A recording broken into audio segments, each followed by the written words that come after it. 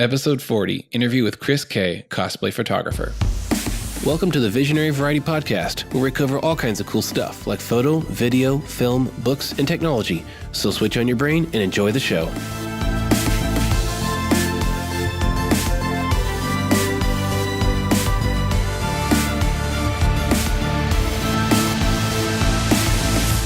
Welcome back to the podcast. This is another special episode. I think I say that every time, but you know what? Every episode's special to me. Well, this episode is special because we've got a special guest we're going to be talking with. His name is Kris Kehe from Houston, Texas. Hey, what's up? We're so honored to have you on the show, Kris. Kris is a phenomenally talented photographer as well as a cosplay photographer, similar to myself. And I can't wait to hear his story, hear about what he makes and how. It's going to be really good. All right, well, I am Daniel Grove, one of the hosts of the show. We've also got the other host, Nate Gunn. Hey. And like I said, Kris Kehe. What's up, everybody? Well, Kris, how's your week been? It's been good. I had a shoot last weekend doing a Star Wars engagement shoot with a couple. That was Very fun. cool. Yeah. So they got to talking about, their favorite Star Wars movies in numerical order. Oh, no. That's a serious fan that numbers the Star Wars movies. I can't do that myself. I don't know why, but I just love them all so much. Right. That's fodder for a social media fight, like number your favorite Star Wars movies, and then it just goes off from there. Right. I also did a shoot with, it was kind of for Halloween, but they dressed up as Spider-Gwen. Gwenum, I guess, between Gwen and Venom. God, I can't even say it. She caught the Venom bug too. So that's a cool one. I'm actually editing right now, so that'll be a cool one to work on. Can't wait to see that. Have you guys seen the Venom movie? No, I have not, sadly. Nope. No, me either. Hey, maybe we can do an episode on it. I've been curious. I've seen so much good and so much bad about it. I got to see it for myself. Yeah, definitely. Nate, anything interesting going on your end? Oh, nothing out of the norm, just a lot of editing. I actually picked up a new audio piece. Cool. We got to use it at Alamo City Comic Con. Yeah, I don't know if it worked as well as we thought, but I do a lot of video work, and most recent I've been doing a lot of stuff where they're like, hey, we need a mic. And I'm like, yeah, that would have been pretty great for you to tell me, before I got here. So that will never happen By the again. way. And well, what did you get? What is it? It's a little Tascam filter recorder. You plug it on the bottom of your microphone. This one can plug only into dynamic microphones, but there are other versions out there with other name brands. But yeah, so I got two of them because you never know when you need to do a traveling podcast or an interview. But yeah, on top of editing, new gear, nothing out of the norm. I mean, we attended Alamo City Comic Con, but yeah, that recorder is a really cool little piece of equipment. It's an XLR male and it plugs into the bottom of a mic, like you said, and it records on a micro SD card, right? Yeah, and it does 2 tracks. So it does like a normal track, let's say at 0, and then it'll do like 10 dB less, just in case somebody's nice and loud, and you're like, wow, that clipped really bad. Sweet. Now, let's say I have a wired mic. Can you put that in the chain, like in between the wire and the mic? Is there an output? So for when you plug into a camera? No, like let's say I'm plugged into a sound system. Like I'm a wedding, officiant at a wedding. Can I plug it into the sound system and have the recorder? I don't know about all that daisy chaining and stuff. I do know that you could plug it into shotgun microphones and all that fun stuff. Sure. But actually, into a board, I don't know. That'd be interesting. Yeah, I didn't see an output on it, so I don't think so. But that would be cool because, honestly, if you're recording with a mic, as great as that tool is, you can't use it for anything else. Yeah. We tried to use it at Alamo City Comic Con with an interview. We wanted to interview a series of cosplayers and do a full episode of interviews, which is a great idea. It just didn't quite pan out like we hoped. Part of it was my fault. I think next time we should just fill out the application and be media, but Yeah. We can walk around flashing our badge. Media, move, media. I need the autograph. I'm more important. Don't worry about me. Like that's $200. No. I'm media. Yeah, they'll look right here. Cool. Well, on my end, I finished editing the photos from Alamo City Comic Con, and they came out great. And I've been emailing them the past few days to all the people and just getting some really great responses back. I think a lot of the people that I photographed, they are not serious cosplayers, and they've never had professional photos done of them in costume, and they're just really, really enjoying seeing themselves, as a character or seeing their kid or whatever. I got a few little kids in there, which is super cute. And, honestly, what I did was I went and I sat. Well, I didn't sit, but I figuratively sat at the bottom of a stairwell, one of the main entrances. And as I saw people coming down the stairs, I kind of scoped them out, waited for them to get to the bottom, and said, "Hey, can I take your photo over here?" There's a really nice concrete wall. And yeah, I just took a bunch of photos down there. It was really, nice. It worked out really well, actually. It was a nice open space, too. Yeah, probably a spoiler, but my favorite one was like the metal Superman. Totally.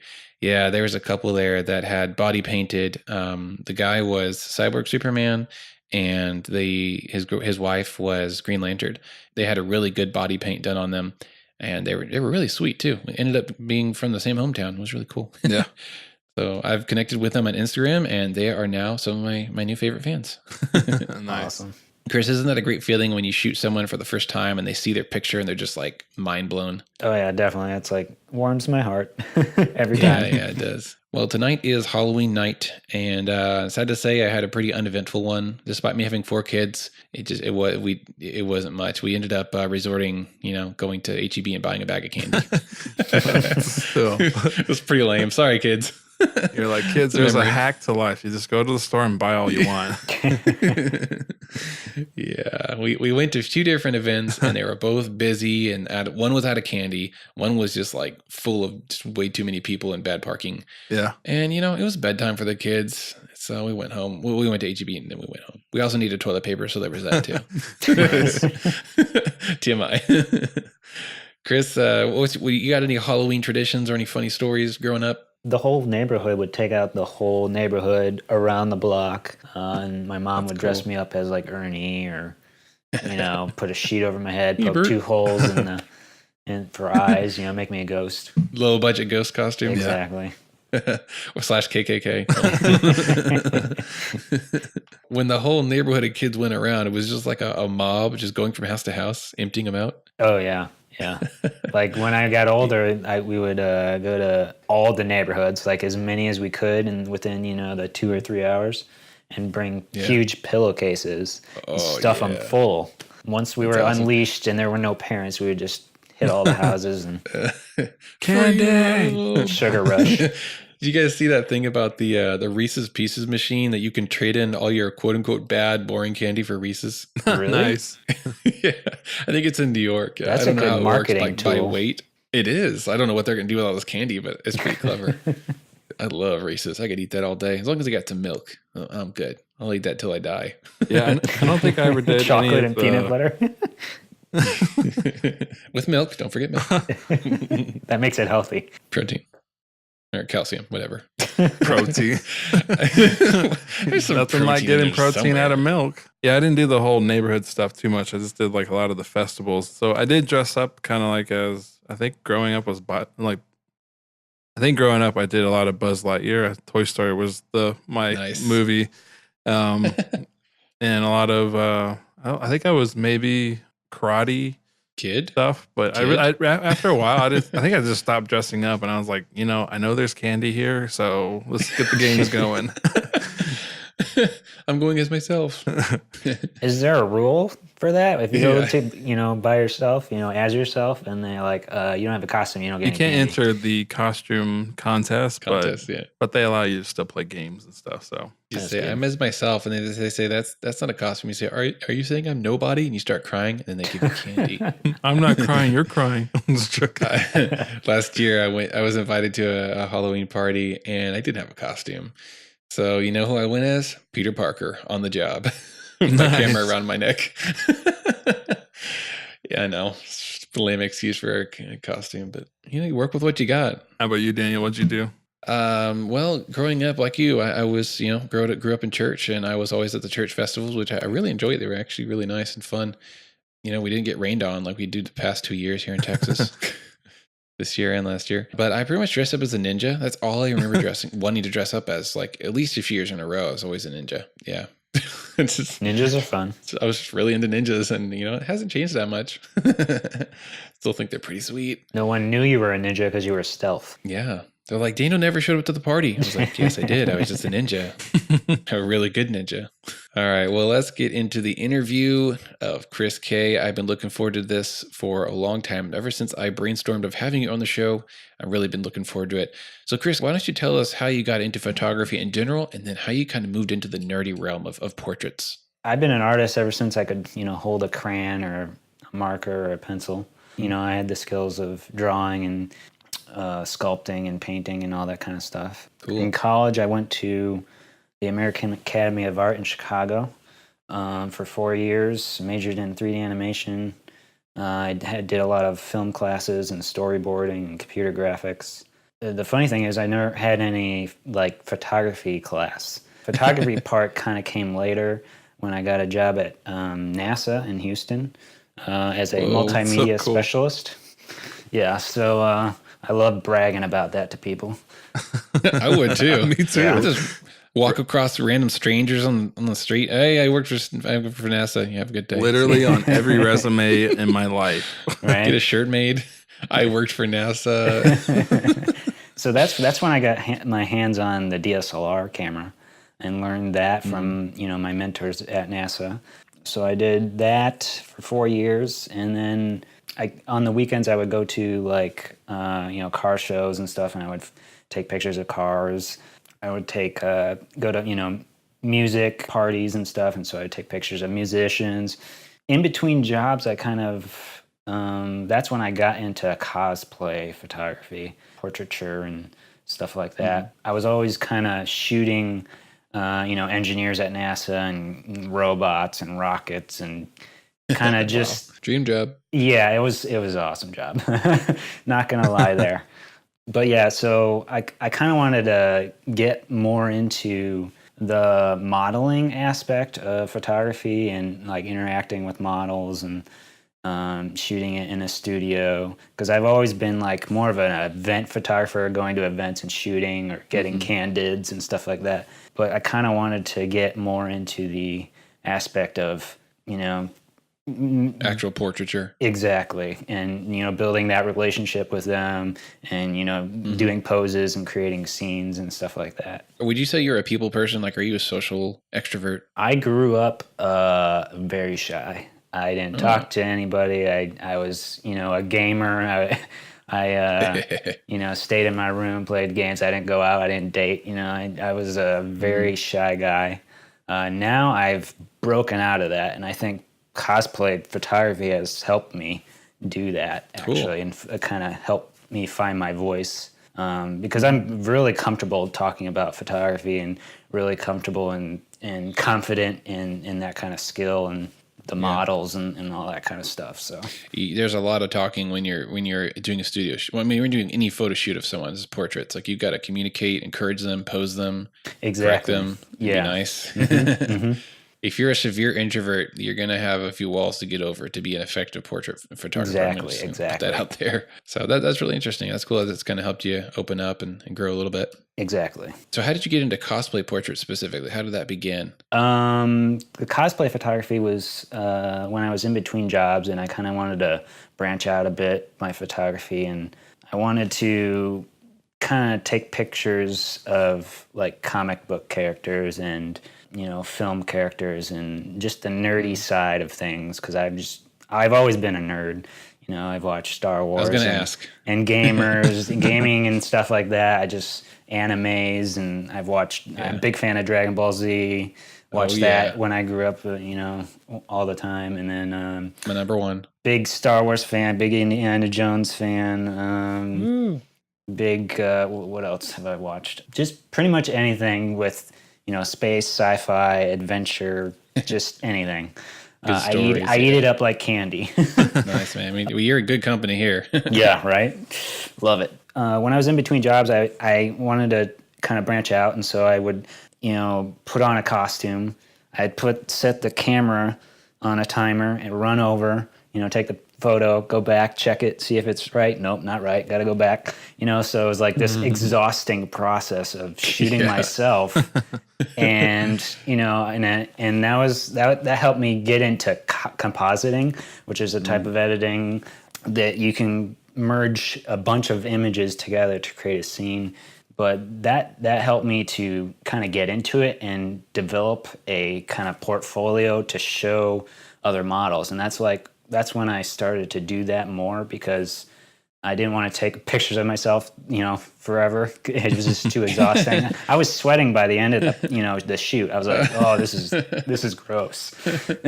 So, and that's kind of when I said, no, I'm not doing this. I'm not even that attractive. So, I'm going to go get more attractive models and do this right. So I went on Model Mayhem, which is a website that helps you find aspiring models and professional models that are out there. And so I went on there. My first find was this blonde, a woman. I'm like, holy crap, she's beautiful. This is going to be awesome. And she's like, yeah, I want to shoot, because I posted all my composites that I had done, which wasn't a lot at that time. Yeah. It was just pictures of me, in a Flash costume or a Star-Lord or a Jedi. And so I did do composites, and I showed them to her, and she's like, oh yeah, let's do this. And that was my first composite shoot. Do you still have those? I do. It's the first one was, the first shoot was her as Supergirl. And that one, I made it, and it was actually a really simple composite, because she's in the sky and there's not a lot going on. But easy. No ground. Right. And so that was one of the first ones I did. I'd like to see that sometime. Yeah. Be fun. Have you shot with her since? I have. Actually, that created an awesome relationship. And she actually owned her own Comic-Con. And so, yeah. And she's from Victoria, Texas. And she owned at the time, she owned Victoria Comic-Con. And so... Oh, man, you hit the gold mine with that. I know, right? Sheesh. And so... I've heard nightmares from that website. Exactly. And that kind of got me into branching out even more, which was the thing of introducing Comic-Cons to my shooting. So that's kind of how I developed and built and grew as a cosplay photographer, as going to these huge events where just cosplayers come and show off their costume skills. And so I went there to a couple of them. For the first year, I didn't go and charge anybody, because I didn't feel I was good enough yet. So I needed to develop my skills and build my portfolio. So I went and shot for free. I did the composites for free. And then that's when everything started blowing up, because people saw them and they're like, holy cow, these are awesome. I want some of that, Yeah. So then after a year of that, I started charging. And so... Good. You're like, good. You are worth it. That's really cool, man. So what are some proud achievements that you've reached in your photography? One of my proud achievements as a photographer was, working at NASA, obviously. But just getting my work out there, and one of my images even got onto National Geographic website. And oh, wow. That was I shot out the first humanoid robot to go into space. I shot a photo of it, and it's got a gold head, and it was like in a position where its arms were like against its chest, and the fists were like pointing up, and it was like in this this chamber where they were doing testing on it, and it looked really cool. So I shot a shot of that, and that actually was one of the first photos that ever went like super public and viral. Cool. So I was really proud of that. It really got me out there as a photographer. And then the other thing, the main thing that I'm proud of is just keep growing and keep learning and evolving my craft into, my own style, to help me get more known into the world as a photographer, just continue working on myself. And I'm just really proud of just keep going, that attitude. And anything that gets published, I'm like, oh, yay, I've got to say, you've worked with a ton of cosplayers. Like, Oh yeah. I would like to just see the list. I should make a list. I want to see how many I've worked with. Because we've cross pollinated with a lot of cosplayers. I'll see you do a shoot, and I'm like, oh my god, I just shot them, like a month ago, or I shot them last year, or I'm going to shoot them next week, and that's really cool. Even though you're in Houston, there's a ton of cosplayers in Houston. Oh yeah, and a lot of migration between the two. Houstonians come here, and San Antonians go there. Exactly. So yeah, it's pretty cool. Yeah, I've been doing cosplay photography for 4 years now, I think. I was gonna ask. Yeah, great. Yeah, so I'm really curious to see how many I've shot so far, because I've really this year I've really crammed in a lot. So I'm really curious. Well, if you have a rainy day one day, get on an Excel sheet and just start filling it up. Definitely going to do that. Yeah, I started cosplay portraiture. I was trying to think of it, maybe possibly 5 or 6 years ago, but I didn't touch compositing until maybe 2 years ago or 3 years ago. Yeah, I kind of did that in one felt swoop. I did the whole cosplay photographer and compositing all at once. Well, definitely, you can definitely tell you've got some serious skills, and I really like seeing how you mash things together. I appreciate that. I love your stuff too, so I'm a big fan. Yeah, we do similar things, but our styles are very different, and it's really cool to see the difference between our work. What are some challenges that you have come up against, as you grew as a photographer or pursued cosplay portraits? The main challenge is always trying to come up with something new and fresh for my viewers, basically. I often do a lot of research on like upcoming games and films and new characters and kind of that haven't been done before. The less popular, the more rare characters, trying to get that out there so that, the goal is nowadays to get viral, get something viral. Yeah. But yeah, just trying to post content constantly and trying to continue to grow as a photographer. Kris, have you been published or recognized by any big names? In the last 4 years, I'm sure you've done a lot of cosplay and a lot of events, but who's recognized you? Definitely. I've been published a few times. Cosplay Zine was one of the first magazines that I was published in. Another magazine was Stubborn magazine. They had an aquatic issue, which I did a mermaid composite. Oh, cool! So that was kind of cool. Was it that recent one that I saw? Yeah, it's a June issue, I think. Cool. And then another magazine. I've actually branched out into a little bit of beauty photography as well. So I got published in a magazine called I think it's called Babe Watch or something. So that was kind of cool, branching out a little bit. Mainly I get noticed just by other cosplayers, they post stuff on their pages and events. I think the events have started noticing who I am and, that kind of thing. Hope so. So yeah. I've been wondering myself, like, when is San Japan going to pay me? Because I'm making them look real good. As long as I get that media badge, I'm okay. Yeah, sure. Yeah, it's always unique being on the outside of everything and listening, following Daniel around. They're like, hey, I'm like, dang, dude, you know everybody. I get around. The coolest feeling is that I'm doing a shootout, even out in public, and someone comes up and knows my name. Like, that is so cool. Yeah, actually, that happened to me a lot. And when I first went to, I think it was maybe the second year or third year I was doing shooting at Comic-Cons, and this lady came up to me and she's like, oh my gosh, are you that guy? I'm like, what are you talking about? What guy?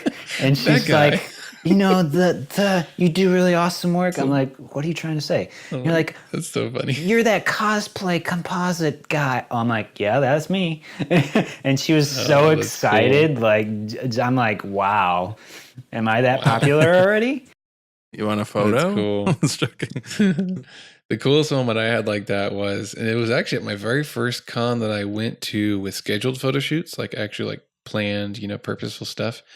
I give a card to a girl that I shot and her friend, and she looked at the card. As they walked away, I heard her say, oh my God, I follow this guy on Instagram. I was like, woo, success. That was cool.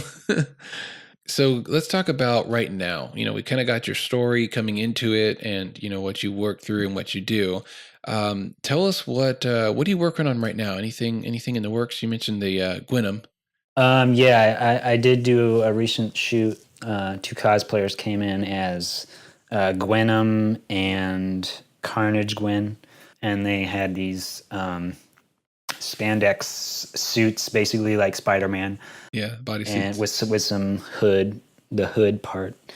Mm-hmm. And so I'm currently editing those right now. Those are going to be really cool because Venom's a character with really cool like liquidy effects and stuff. So that's going to be really awesome.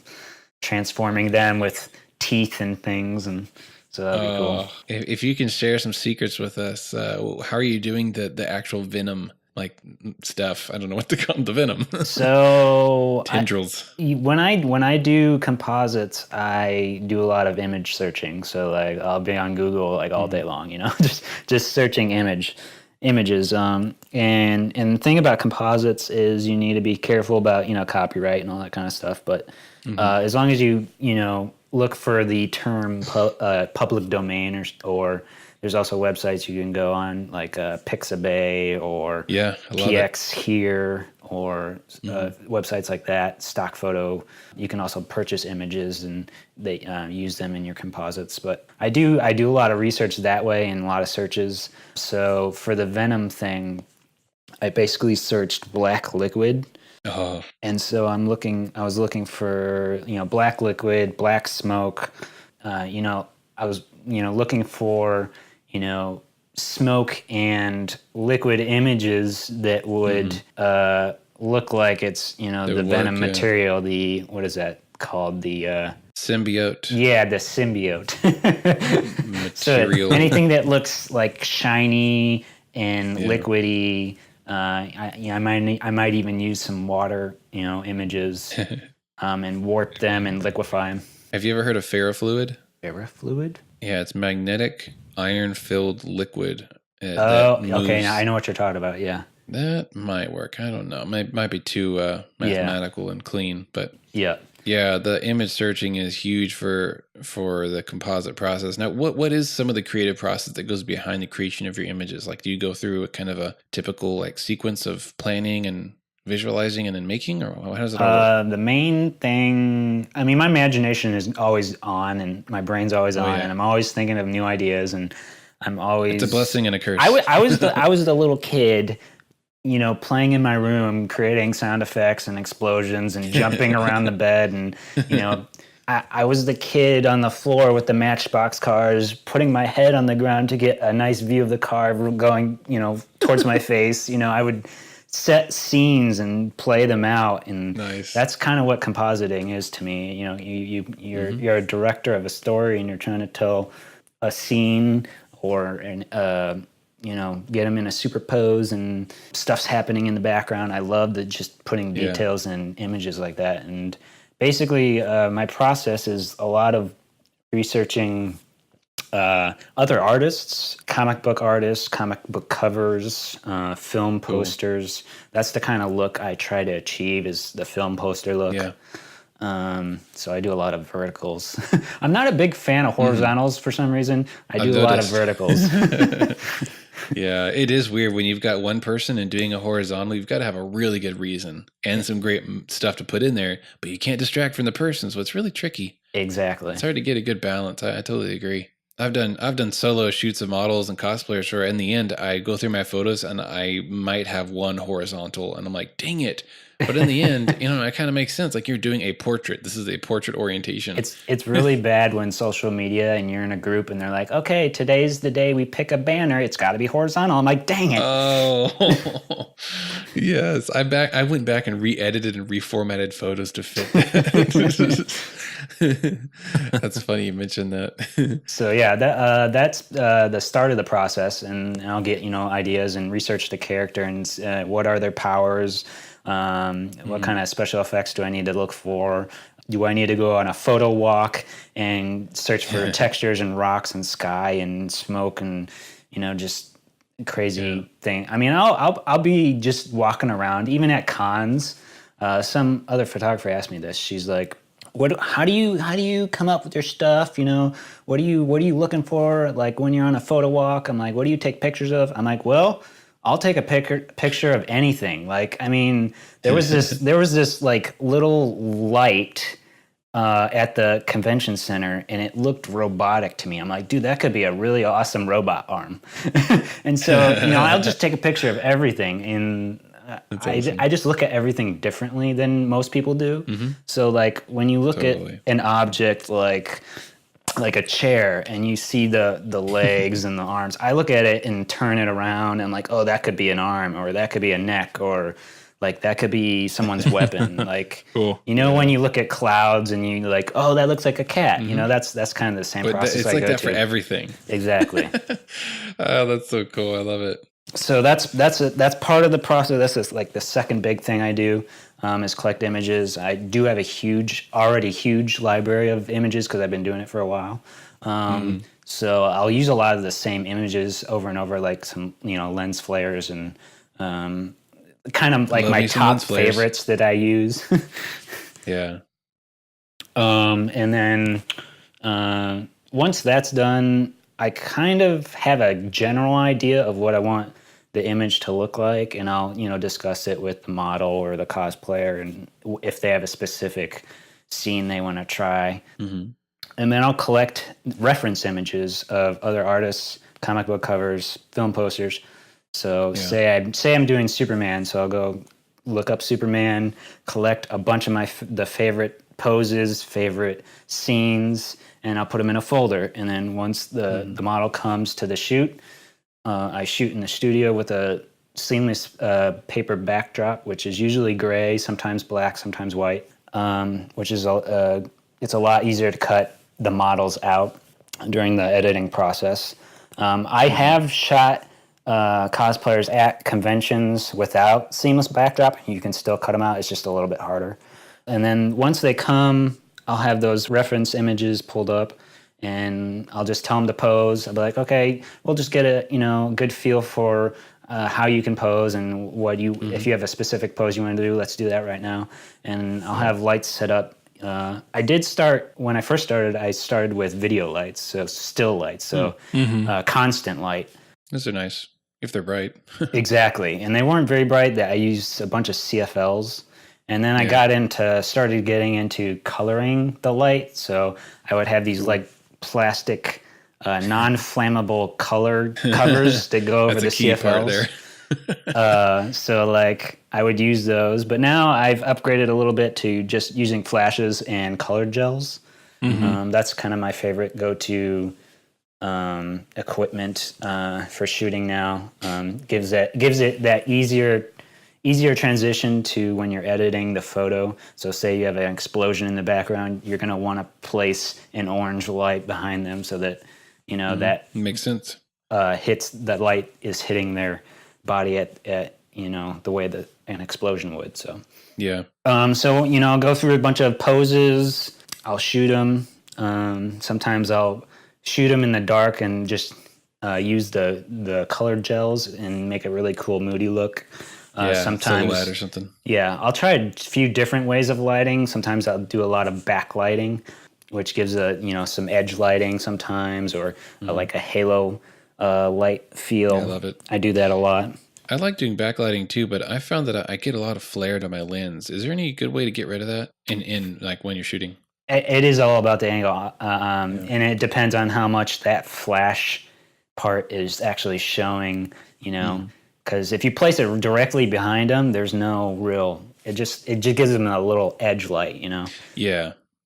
I'm thinking when it's like at a 45, and you can actually see the flash. You're going to get that big, lens flare, which sometimes works, sometimes it doesn't. Because you're cutting them out, it kind of doesn't matter because then you're creating your own lens flares and lights when you're doing the edit. So we're talking about gear. So can you tell us what gear do you use? Like what actually camera and what are the lights you would like the most? I'm a big Canon fan. It's what I used at NASA, and I just never changed. You hear that, Nikon people? NASA uses Canon. Yeah, except from the ISS, then they use Nikon. Yeah.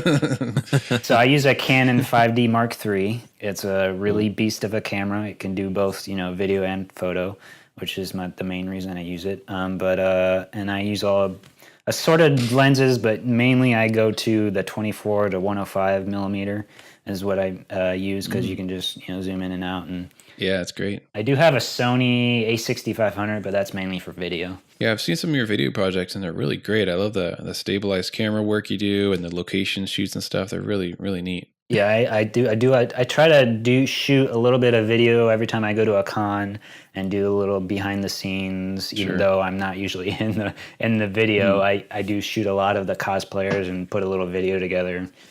Just kind of helps advertise me more. Oh yeah. See, what you need a Nate Gunn in Houston. Because Nate has almost committed himself to videoing me while I shoot. And it's really great because, like you said, it makes you look, like the expert. Honestly, in a sense, I kind of am. I'm not saying I'm like the best, but, I'm an expert on what I do and I do it well. And having video of you doing your thing is really, really helpful and it's really cool for the fans to watch too. They get to see how you make the magic and how simple it really is. It's like for me, I usually have one light and a diffuser and one light behind them. And from that, I make some like crazy epic photos. I think there was one cosplay that we did and I was in the back videoing Daniel and the lady is like, so wait, you only use 2 flashes? And Daniel's like, yeah. And they're each $60. Yeah, and none of my equipment is expensive. It's all cheap. I mean, it's not, other than the camera itself, like the lighting is cheap. You can go on Amazon and buy really cheap light stands and really cheap flashes. I use Altura flashes, which is a crappy, cheap brand of flashes. They're is like it cheaper than Young Nuo? Yeah, it is actually. Wow, that's cheap. Yeah, and I get the same kind of results as any of the expensive lighting equipment. It's just how you use it and which matters. Whenever I'm talking about gear and expenses with people, they're always like, I know the really good equipment is super expensive. I always want to say, not really. You just got to use what you have the right way and make it look expensive. Exactly. You use what you got. Yeah. Yeah, I love those Young Nuo rip-off flashes. They're so cheap. And like you said, they're just as powerful and just as reliable. Well, I don't know if reliable. I mean, I don't have any issues with them, but they're just as capable as the big name brands that cost 10 times as much. I think one of these times on your YouTube, you're going to have to do like a versus series of all the lenses. That'd be cool. Yeah. Shoot with a $400 flash and shoot with a $50 flash. Okay, so once you've shot it, you've kind of explained the practical effects and the the studio work that you do, which is really where the magic begins. You got to shoot it right first, and then you take it into post. And when you're in post, I'm not expecting you to tell us your whole process because there's a lot to it. But what are some of your favorite features in Photoshop that help you, do what you do? There's the main part of the compositing is cutting it out, and that takes forever. Yeah, it does. There's no way around it. There's no way around it really, and once you cut it out, I mean, once you cut the thing out and you place the model on the file and start laying things out and gathering images, then you're like, it goes really quickly actually. Because your brain starts thinking of how do I want to lay this out? Oh, I'm going to move them over here. Oh, I'm going to shrink this down. So I often use a couple of the cutting tools, Magic Wand tool, the lasso tool, for cutting things out. And then once they're cut out, I'll scale it up or down and position the model depending on what kind of scene I'm creating. But a lot of the time I'll place a layer of black or white depending on the image just to give me a clean slate. And I'm like, oh, okay, kind of move the model around the black area and kind of visualize what I want to start to happen. Then I start placing down ground, kind of dirt or street or gravel or grass. That's the hardest part for me, the ground. There's a lot to take in consideration when you're making a fake ground. Well, yeah, because you have to have that image has to be the right perspective, the same perspective as that model. And so you're matching perspectives. And so if it doesn't match, it's not going to look good. Yeah, that's the biggest thing is perspective. So that's why I often shoot the model at a similar angle most of the time, because I guess it's my favorite angle because I always like seeing the detail in the ground for some reason, whether it's gravel or cracks or something. It helps to move your eye towards the model and stuff like that. So And then once the ground is in place, and I'm like, okay, maybe I'll add a couple rocks over here. I'll take separate image of rocks and place them. I do a lot of, I don't know what you would say. It's kind of like a style that I do over and over again, kind of laying things out. I often love broken ground and like just, when you think of a superhero and you do the superhero landing and there's an impact, like I just love that look. I don't know why. Whether it's rubble or I heard it's hard on the knees. Just broken things sitting on the ground. Just you gotta have a steel girder. Exactly. You gotta have an I-beam or a steel girder in there too. There right? you go. There you go. I've noticed a few. So yeah, once the ground is laid out, I'll start putting in, smoke and sky, because smoke images do a lot for atmospherics and filling in the image so it looks 3D. It gives it that depth. So I do a lot of smoke, and I have tons of different images of smoke that help me out with that, and changing opacity and things like that just really make the image pop and make the model pop. Mm-hmm. Totally. I'll do a lot of even before I cut the model out, I'll do a lot of dodging and burning and sharpening with the mouth and the eyes and the important parts of the model, just to bring, that kind of pre-editing, I call it, just getting that model ready for the image. Yeah. Removing the stray hairs from the wigs. Exactly. Wigs. The bane of every cosplay photographer is wigs, stray hairs. Oh, don't even get me started with a scene where the hair's blowing. Sometimes I'll use an industrial fan to try and blow the hair.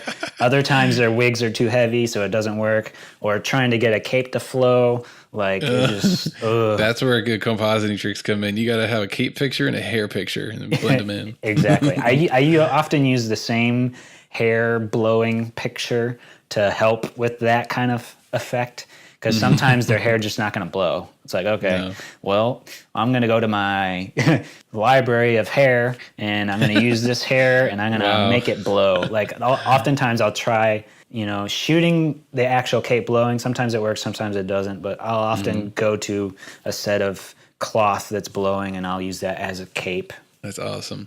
Something I've been wanting to test out in a shoot is 3D cloth simulation, because in my program I use for 3D stuff is Blender, and it can do really good cloth simulation. And I can totally rig up a cape within just a few minutes, just let it blow in the wind, this direction, that direction. That's really I want to use cool. that. I want to do an epic Batman, or I don't know, Spawn. That'd be so cool. Just add them up on top of a building. One day I'll get around to it. And then once the image is kind of generally laid out, you're like, okay, this is good. And you got the basic objects in there, whether they're standing on a pillar or a rooftop, or once you get those main objects in and you have the main layout the way you like it, I start adding more effects, lighting, lens flares, explosions, lightning, the fun stuff. Yep. Now, how do you handle depth of field? Do you break things into, foreground, background, and layers and things like that? Oh yeah, definitely. I don't really generally make folders and label them, because that's just more time wasted, And I'm labeling. Ugh. I don't generally do that, because I'm like, okay, I'm going to be done with this in about, an hour or 4 hours, depending on the complexity of the composite. And I'm like, okay, I'm not going to label this. I'm not ever coming back. I know what I want, I'm not that type of guy that goes back and changes the color, or I don't do that. So I kind of skip all the, the organization of it, and I just put down an image, put down a layer. What an artist. Yeah. True artist. Exactly. So, but I do kind of layer it that way. So there'll be foreground and the depth of field. If the sky is in the background, then that's going to be more blurry than the foreground part, and it just, depending on whether I put debris in the foreground, that's going to be a little bit blurrier than the model, because the model's the main focus. So I'll sharpen and blur things depending on where things are. I do kind of this finishing touch when everything's done in Photoshop. I'm like, okay, so I'll save it and I'll do this thing called HDR. It's a high dynamic range. And it's basically where you take the image and you duplicate it. I duplicate it 3 times. One's a high exposure, one's a low exposure, and one's a medium exposure. And then I put those images into a program called Photomatics. Oh, cool. And it basically allows me to bring out more detail and bring out more color and bring out more darks and more lights than I would normally do just saving it and using that image from Photoshop. And I'll basically, adjust sliders and stuff the way I like it. And it gives it that finishing touch and style that most of my work shows. That's cool. So every image I usually make is HDR. When you make those 3 different bracketed images, the low, medium, and high exposures, how do you change the exposures when you export those? Like, how do you do that part? I use a Apple program called Aperture. It's an old one. I don't even think you can download it anymore. Yeah. So I use Aperture instead of Lightroom for some reason because that's just what I'm used to. Oh, really? So you don't use Lightroom at all? No, I haven't. I'm thinking about changing, but I as of right now, Aperture works for me. So yeah. Cool. But yeah, I put it back in Aperture, and I take the 3 copies of images. It's the same image. It's just copied 3 times, and I just go to one. The first one I go +1 exposure, and then the one in the middle I leave alone, and then the third image I use -1 or -2 depending. And I take those images, I export them again. I send them into Photomatics, and Photomatics does all the work. So it just merges the images together, and I basically make, adjust contrast and brightness and color and all that kind of adjustments. Photomatics is such a cool program. I've been tempted to buy that so many times, but it's worth it for me. It just brings out more detail, it just makes the image, and that's not even the end of my styling. So once that is exported into one image, I take the regular image that I saved from Photoshop, and I take that HDR image, put it back in Photoshop, and then I start erasing things that I don't want, that don't look right, that I don't want as sharp, or because sometimes the background needs to be a little bit smoother than the HDR images is showing. So I kind of adjust that to that, and then save that as an image, and that's my that's my final file. The final. Yeah, exactly. That's really cool. I've been doing a little bit of HDR effect on some of my portraits lately just to bring up the shadows, because when I do these convention photo shoots, I usually just have one soft light, and that looks great in general, but when you think about the whole value of the photo, there's some dark spots that are just a little too shadowy. Right. So in Photoshop, what I've been doing is I do image adjustments and then shadow/highlights. And it's kind of like a fake, it's a faked HDR effect, but it's pretty effective if you're using it, within reason, and you can bring up some shadows in a nice way. And if you really want to go intense, you can give it that real, contrasty, gritty HDR look if you want. But that's really cool that you go all the way into the true HDR. Well, as true as you can get with that. That's really neat. Yeah. What is the most difficult project you've ever worked on? I did a huge, giant composite of it was a horizontal, and it was of a bunch of cosplayers put all into one image. I did this superhero concoction of Marvel and DC and just anime, and I put a bunch of cosplayers in one image. That took me forever. Yeah, it looked like a lot of work. Ugh. I bet the Photoshop file was a few gigs. Huh? Oh yeah, it was my biggest. And then the other thing, the other hard thing I did was I shot a cosplayer that built his own Metroid costume. It was 3D printed. Oh, wow. And he couldn't move or pose in the way I wanted him to because the costume was so restrictive. So basically what I had to do was I'm like, okay, put on the left leg and pose for me. And so then I would shoot the leg, and then you put on the arm, and I'd shoot the arm, and I had to make sure the lighting was the same. And so I would shoot each piece of the costume separately, and then took all those images and put them together into the composite, and then posed him and cut out all the pieces and put them together. And then that way he can be in that pose. Wow. That is commitment. So that's a first. I've never heard of that. Yeah. So, Kris, you've worked with a ton of really talented and a lot of very well-known cosplayers. Do you have a dream job or a dream client that you would love to one day do or work for?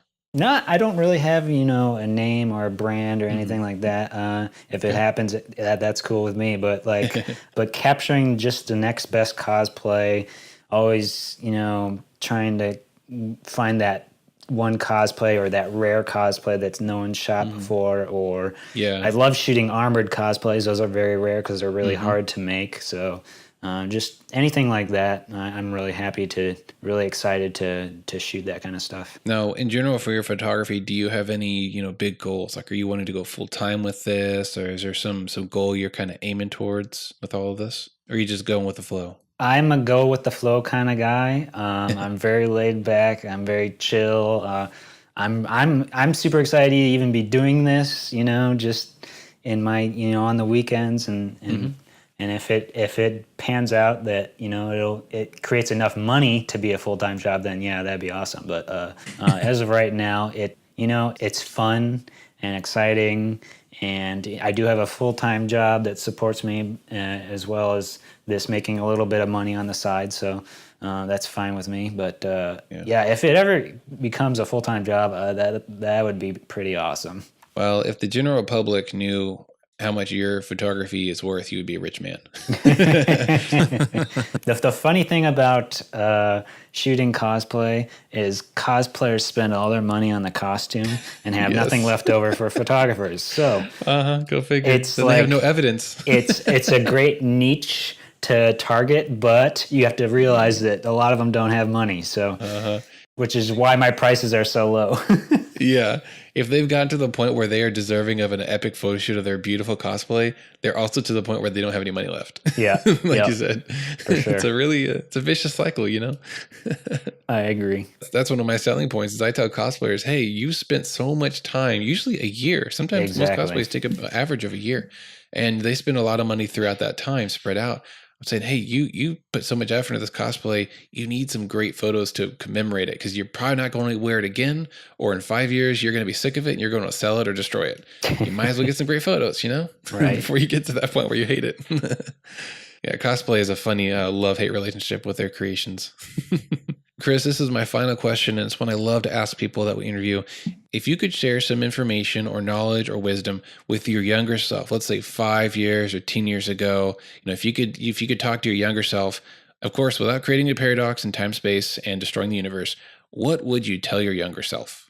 I would tell myself, just be patient. Your style will come in time. A lot of artists try to find their style and they can't, or they're struggling with it, or they compare themselves to other artists and like, oh, this sucks, I'm not as good as them. Or a style is created through experience, and you gotta do your thing and hustle and in order to create that style. So it's a lot of looking at other artists and getting inspiration from other artists and kind of mixing it and squeezing it into your own little style. And a lot of photographers struggle with finding their style, and all I have to say about that is just be patient. It'll come in time. Well, lastly, and probably most importantly, where can our listeners actually see your amazing pieces of art? Where can they find you online? They can find me on all those social media platforms, Facebook, YouTube, Instagram, all at Cosplay Composites. Or I also have another account that is more focused on beauty photography. It's called at Captured Beauty Composites. And I also have a website, www.cosplaycomposites.com. Cool. I'm surprised no one's taken that name. I was surprised I got that. it's pretty, not basic and not in a negative way, but it's like, wow, no one took that already? That's cool, man. You got in on it. Heck yeah. Thankfully, there's not too many Dano Groves out there doing photography. I did try to talk to the person who owned DanoGrovePhotography.com a few years ago. I was like, hey, I noticed you haven't updated your website in like 7 years, although it looked like it was from the late 90s. Yeah. And it's like, are you going to leave? Can I have your domain? They weren't having it. He's just going to go away. Yeah. I would have used my name, but people usually can't pronounce my last name, so I don't use it. Like me. Exactly. I didn't know how to pronounce it until this episode. Daniel cool. Groove? Oh, no. I hate when people do that. 1-0. It's singular. Come on. Awesome. Well, Kris, thank you so much for jumping on Kris, thank you so much for joining us with this episode. It was an honor to finally hear your voice and hear your story, and just hopefully get you some new viewers and fans. It's a real pleasure, man. Well, everybody listening, stop what you're doing unless you're driving and go look at his work, because you'll have some serious eye candy for hours of scrolling. Some really, really great photos that I find a lot of inspiration. And it's great that I know someone that does, similar to what I do, even though we're different. I'm always saying, hey, does this photo look awful? And sometimes, he sends me some pictures too, and we can help each other out. It's a great relationship, and I really appreciate knowing you. So it's been really good. All right. Well, thank you guys for listening, and we'll see you next week. Thanks for listening to the Visionary Variety Podcast. If you like the show, be sure to subscribe on your favorite podcast app so that you won't miss any of the future episodes. You can also find our previous episodes there and listen whenever you want. We love to hear from our listeners, so if you've got any comments or suggestions for a future episode, you can always reach us at tvvpodcast@gmail.com. Thanks again, and have a great week. I'm using Audition to record, and I was like, I wonder how long we've been recording. And I'm like, oh my gosh, I never hit record. Okay. Well, let's go through that a little more efficiently this time. I'm sorry. You're good. Second time's always better. I'm telling you, third time's a charm, though. Oh, gosh. No, there's no third time. No. There's no third time. You don't get that one. Unless the Windows is like, updating now.